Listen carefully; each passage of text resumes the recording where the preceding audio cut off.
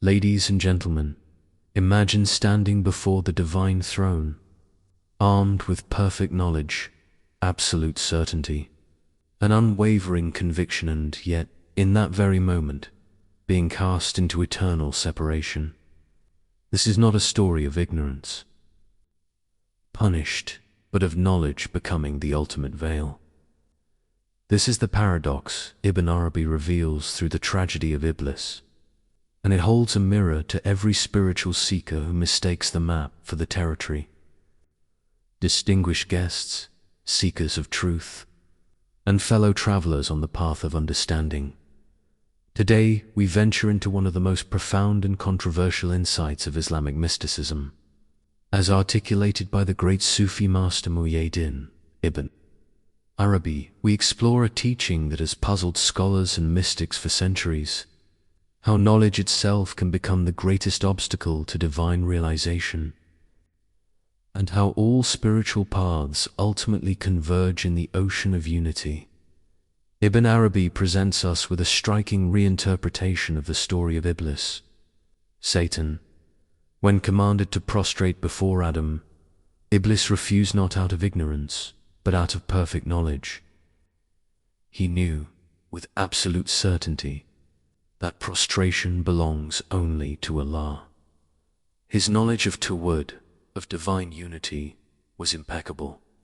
His theological understanding was flawless, and yet this very knowledge became his veil. Why?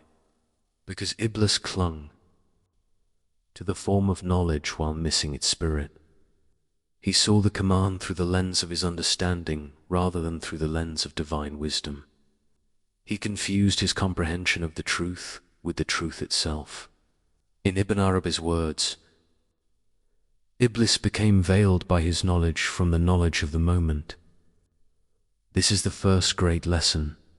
Knowledge that doesn't lead to humility, to surrender, to the recognition of one's own limitations, becomes a barrier rather than a bridge. The intellect, when it claims to have captured the infinite, builds walls instead of opening doors. Ibn Arabi's concept of wadat-al-wujud, unity of being, revolutionizes our understanding of spiritual diversity. He teaches that all authentic spiritual paths are manifestations of the one truth, expressed through different forms according to the capacity and context of those who walk them. Consider this radical proposition: the diversity of religions and spiritual traditions is not a cosmic accident or a test of tribalism. Rather, it reflects the infinite richness of divine self-disclosure. Each path is a unique ray of the same sun, a distinct flavor of the same ocean. Ibn Arabi writes in the Fushus al-Hikam that the heart capable of recognizing this unity becomes a pasture for gazelles and a monastery for monks, a temple for idols and the Kaaba of the pilgrim. This is not relativism, it is the recognition that the absolute manifests through the relative, that the one appears in the guise of the many. When we cling exclusively to our particular path while denying the validity of others, we repeat Iblis's error. We confuse our limited perspective with ultimate reality. We worship our conception of God rather than God beyond all conceptions. Here lies Ibn Arabi's most challenging insight. True gnosis requires the death of knowledge as we typically understand it. The rational mind must exhaust itself, must reach its limits and confess its poverty before genuine spiritual vision can emerge. This is not anti-intellectualism. Ibn Arabi was one of history's greatest intellectual synthesizers, authoring over 800 works. Rather, it is the recognition that intellectual knowledge represents a stage, not the destination. The map is necessary to begin the journey, but we must eventually leave the map behind to experience the actual terrain.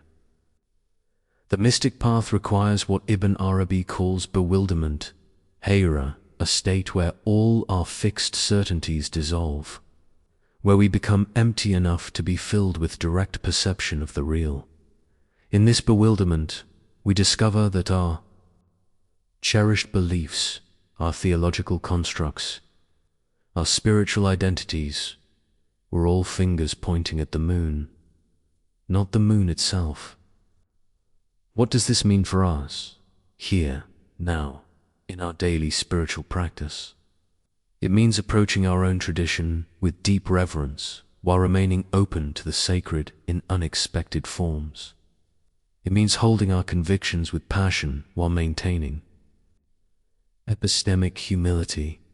It means recognizing that the person following a different path might be climbing the same mountain from a different side.